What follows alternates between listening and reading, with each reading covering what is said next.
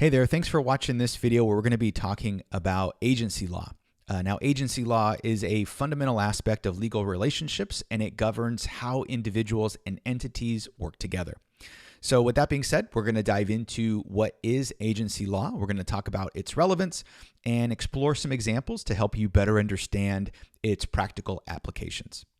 Now, at its core, agency law is a set of legal principles that govern the relationship between individuals or entities where one party, the agent, acts on behalf of another who we deem the principal.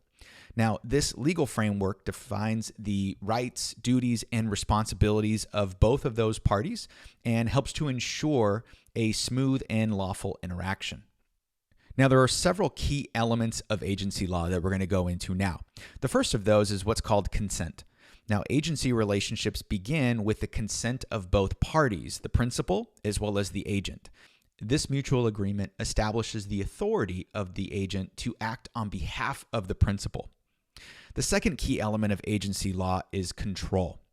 Now, the principal retains control over the actions of the agent, dictating the scope and limitations of the agency relationship.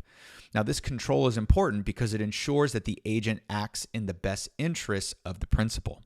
The last key element of agency law is what we call a fiduciary duty. Now, central to agency law is this concept of fiduciary duty, where the agent is obligated to act with the utmost good faith, loyalty, and honesty, prioritizing the interests of the principal above their own. This is particularly important, especially with investment relationships, where let's say that you hire a broker who's responsible for managing your portfolio of different investments. Your advisor in this case has a fiduciary duty to act in the utmost faith, which means they need to be taking into consideration the best interests of you when prioritizing financial investments, not necessarily which investments result in the greatest commission on their part. So there is a little bit of a conflict of interest, but those particular parties are meant to engage or have a fiduciary duty where they need to put your needs and desires above their own. Now that you know a little bit about some of the different elements of agency law, let's talk about its relevance. Now, agency law plays a crucial role in various aspects of our daily lives, even if we don't know it, including things like business transactions to legal representation.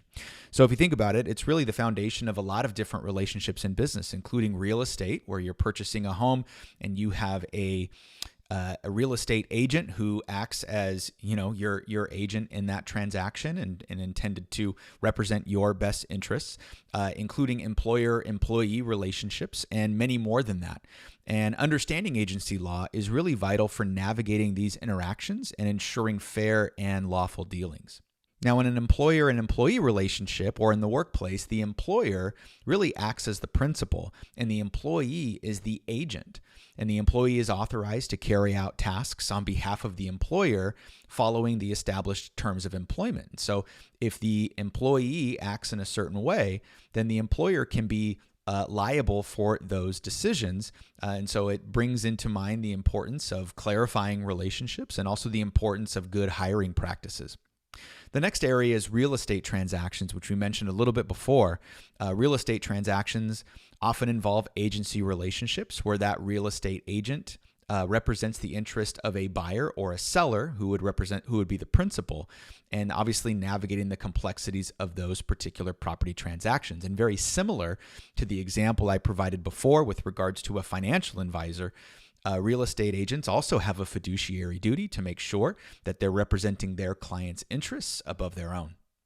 Another example of this agency type relationship comes into play with regards to what we call a power of attorney. Now, this is a document that you may have heard of before in some capacity.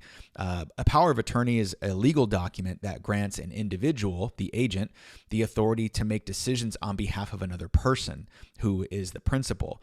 This often comes into play with regards to parents and getting older and making financial decisions, where one parent maybe provides power of attorney to one of their children as a way of giving them the authority to make maybe end-of-life decisions and financial decisions on behalf of them, and is a prime example of agency law in action.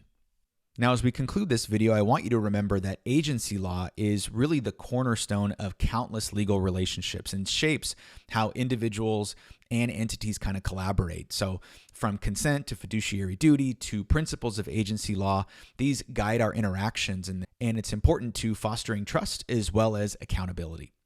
Thanks for watching this video. I hope you enjoyed it, and we'll see you next time.